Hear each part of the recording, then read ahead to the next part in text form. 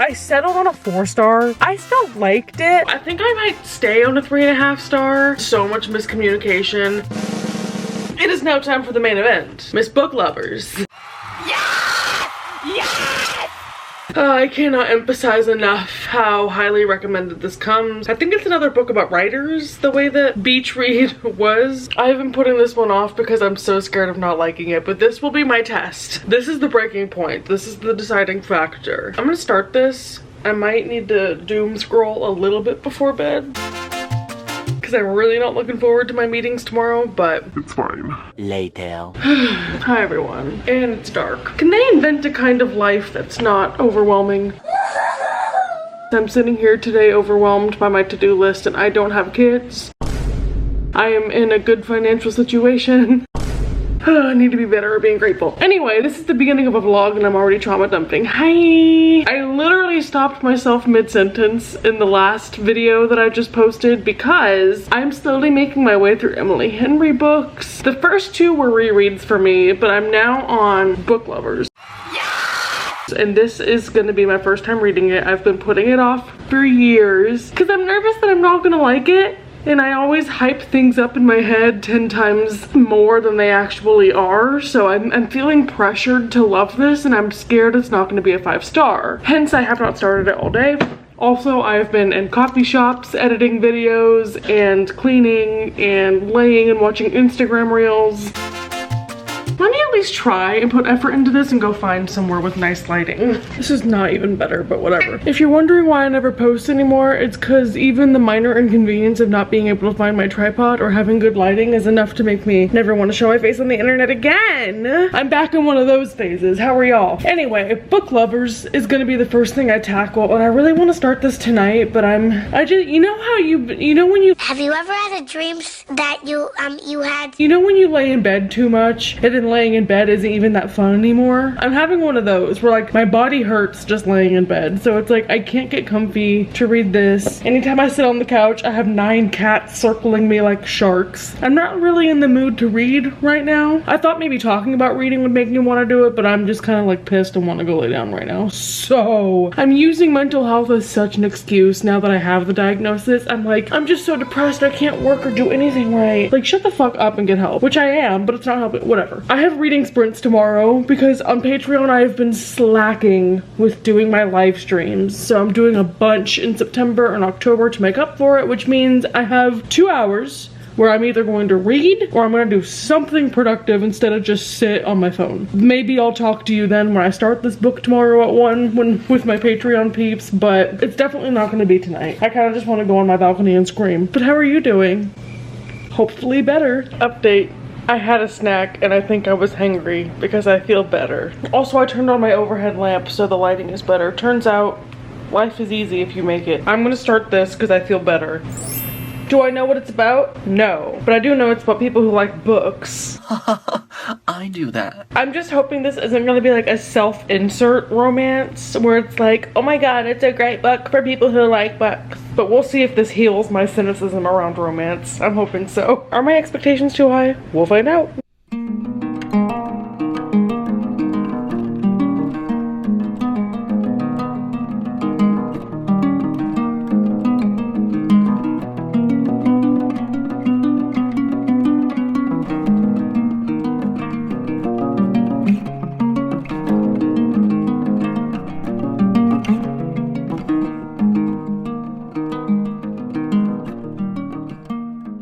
Before we get to my reading update, I made a loaf of bread and also a loaf of pumpkin banana bread. Are you proud of me? So yes, it's been a very productive Sunday for me, but I do have an update. I am like halfway through Book Lovers. I'm on page 177 and I get it. I understand. This book follows 2 characters who both live in New York in the publishing industry, which I knew going into it, but this book goes so deep into how the publishing system works and how small that ecosystem is. So all the players in the game like know each other and have very specific roles. So this is, as someone who really wanted to go into publishing in high school and then kind of dropped that dream, this is a nice little dip into the pond of what it would have been like. The point of this is that the main character feels like she is the villain in all of her past relationships. The men will always leave the city to go do like a little small town project and then realize he found the love of his life in the middle of nowhere wearing no makeup, who owns her own bakery and loves the outdoors in the rural little small town, and she's the girl back in the city who has a very intense job, doesn't really show emotions, is just a girl boss, even though I hate that term. And so she's like, I can't compete with all these other women. Like, I'm always the emotionless other woman back in the city who's a career woman. And so she and her sister go to this little small town for a vacation, and her rival, this dude that she has beef with in the publishing industry, is also there. It's very interesting because parts of this I feel like are so unique, and I'm like, oh my god, I've never read a book like this before. But then parts of it, I'm like, oh my god, this is like doing a checklist while you're on vacation is such a classic trope. So it's a good blending of old and new. A couple other things I love about this is the main character is almost 6 feet tall and is brought up so constantly. And I love her so much for it. And the guy is complimenting her on her height. This book made me realize something for the first time. One of the quotes that the main character says is, no one ever tells men that they're too tall. And I have never thought about it like that, because my whole life I've been like, oh, I'm too tall for a girl, but like no one would say that about a dude. This feels like the main character at the beginning of this book is fully actualized and is fully developed because she's so sure of herself,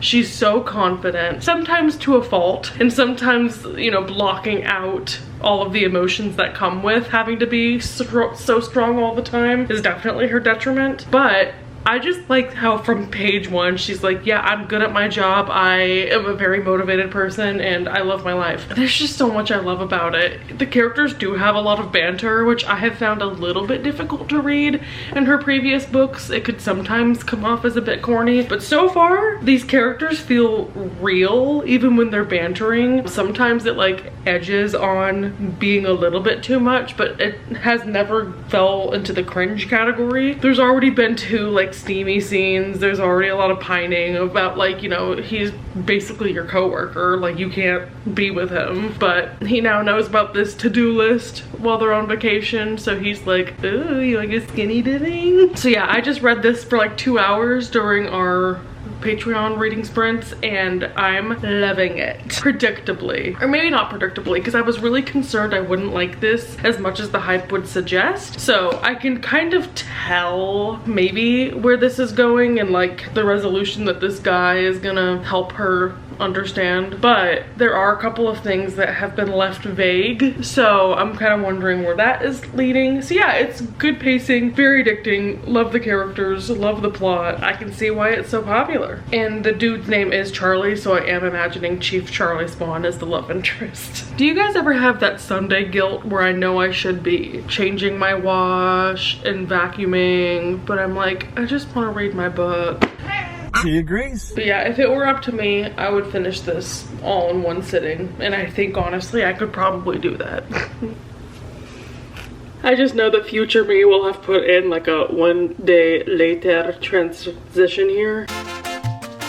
I wish I would have recorded me last night, because the way that I pounded out the rest of this book in one sitting, I literally put on my TV a 3-hour like autumn, winter, ambiance with a fire crackling and rain and stuff. And the second I finished the last page of this book, my YouTube video went off. Like for 3 hours was locked in. I finished it last night.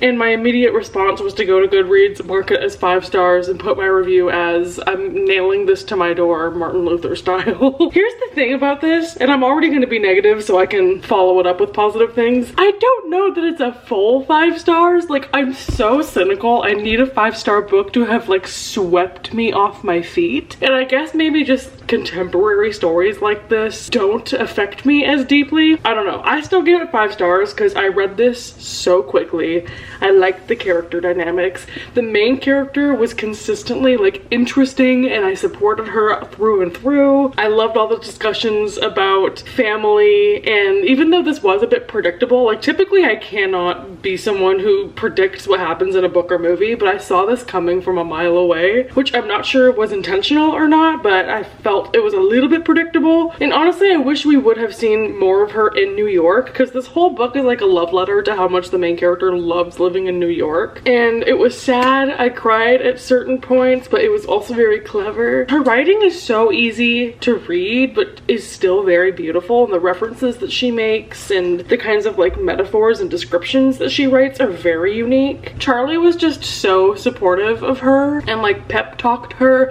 and I hate to be a problematic feminist, but part of me loves the trope where a main character establishes that she has not cried in like a decade, and I'm like, ooh, we're gonna get a crying scene. And of course it was all building up toward that and it happened, so I was like, we love vulnerability between characters. But yeah, this is also just like a look behind the curtain in the publishing industry. It's a small town romance, but also a big town romance. This has like everything in it. I liked it a lot. Was it an absolutely perfect book? No. Do I wish that there were dragons and knives and enemies to lovers? A little bit. I'm just shocked that I read like literally half of this in one sitting and like didn't even get up to eat dinner. I was hooked. 5 stars to this. You all were right. I don't know why I put this off for years. Immediately last night, I already transitioned to the next one. So the book that she published a year later in 2023 is called Happy Place. I read like the first couple chapters of this. I'm on page 28 right now, using the receipt where I bought this book in Houston as my bookmark. So far, this book is about a woman. She and her college best friends always go to this lake house or just house in Maine every year in the summer to reconnect, but this is the last summer that they're gonna be there. And so they invited her fiance to also join them, but nobody knows that they have called off their engagement. So I think it's like a second chance romance. It seems like all her books are gonna tackle a different trope. We had rivals to lovers and then friends to lovers. This one was another like rivals to lovers small town romance, and this one now is like fake dating slash second chance romance. Ew, Colleen Hoover blurbed this. Also, I was reading the acknowledgements of this book last night because does anyone else do that? I feel like when I really enjoy a book, I want to know every single page. Why was Colleen Hoover in her acknowledgements? And there's also a book list at the end of this that's like, the main characters love these books. It's their ultimate summer reading list. And Verity was on it. Ugh, brother, ugh. Anyway, ignoring Colleen Hoover being all over this. So yeah, it's basically just this friend group of 6 people, like all in their relationships, that go to this house. Harriet is also in residency to become a doctor, so she's like, this is her escape from the real world and she considers it her happy place. And so far I think it's really interesting that the chapter titles are either about real life, like it'll literally say real life, or there are some chapters that are called Happy Place that go into the places in her life that make her feel the most at home. And so it's a little bit of like backstory about her. So far so good. I will say, reading a bunch of Emily Henry books back to back, I'm like, is every main character kind of the same? Not from like a background or a plot perspective, but they all talk very similarly with the same kind of banter. But I think the reason why Emily Henry stands out as a very talented writer to me, I guess, is something that I'm personally a fan of, which is she really taps into the little details in books, so it really places you in the scene. So like in Book Lovers, there's a scene where like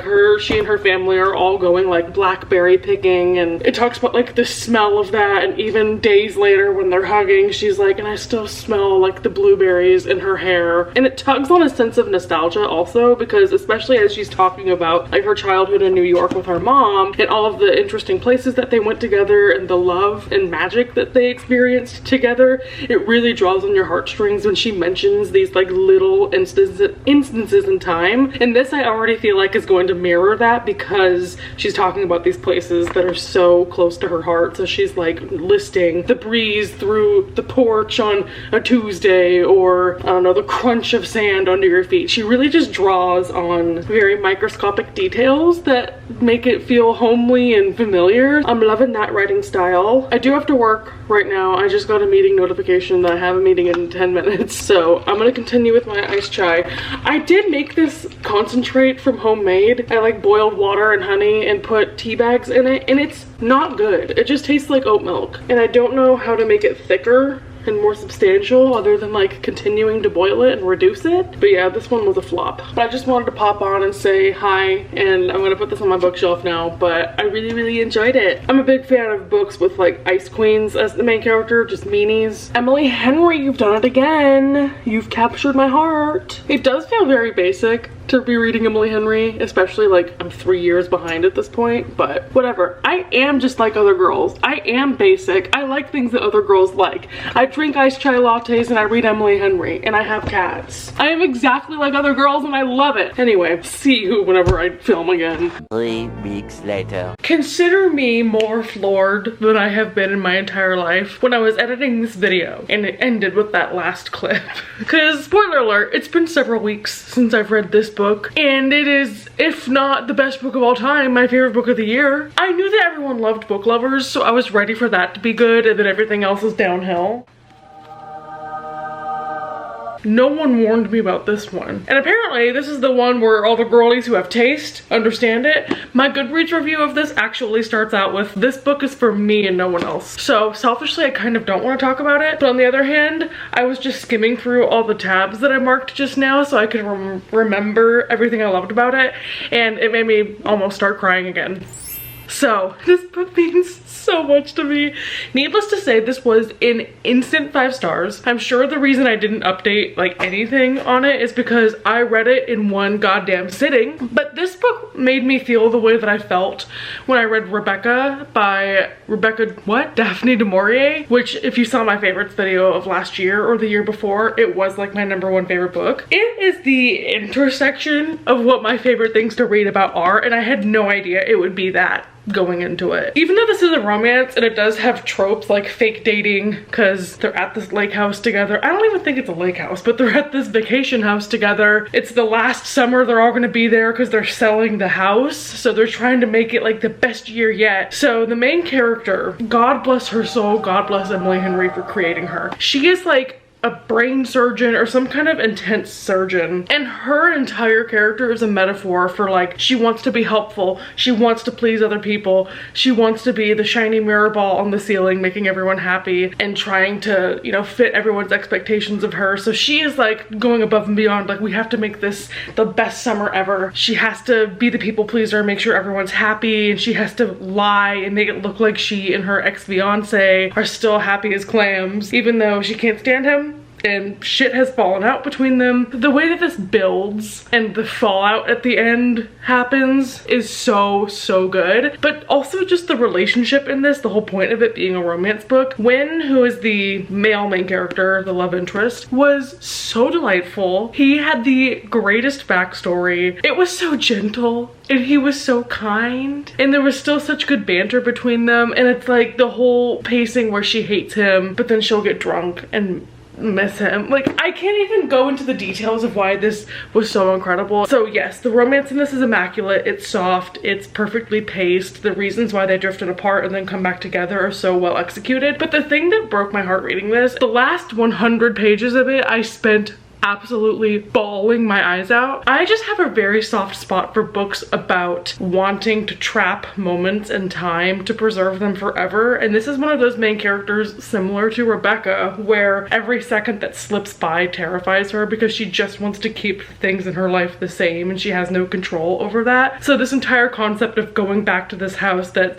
is such a tradition for them, but it's gonna be the last time they do that and she's losing that tradition, you just feel like you want to stuff your life into a snow globe so you have it preserved forever, and she's terrified of things changing. And there's even a scene where they all get high on edibles together and she's like, doesn't it feel like time is just moving so fast? And I know that's a basic concept, but even as someone who's nearing my 30s, I still think about that constantly. I could just relate to this main character so much because she's trapped in a job she doesn't want to do, but she wants to impress her parents. She and her sister are not close at all because they're opposites. I was like, who put me in a book? Who gave her permission to to do that. Also, her whole friend group has really great vibes. You can really tell vivid personality differences between all of them, so it just felt like such an alive cast of characters. The small town setting almost becomes a character itself, even though it is a little bit like rich white family vacationing in New England. You know, they have these traditions of going to these dive bars every year and just hanging out by the water. I just think this is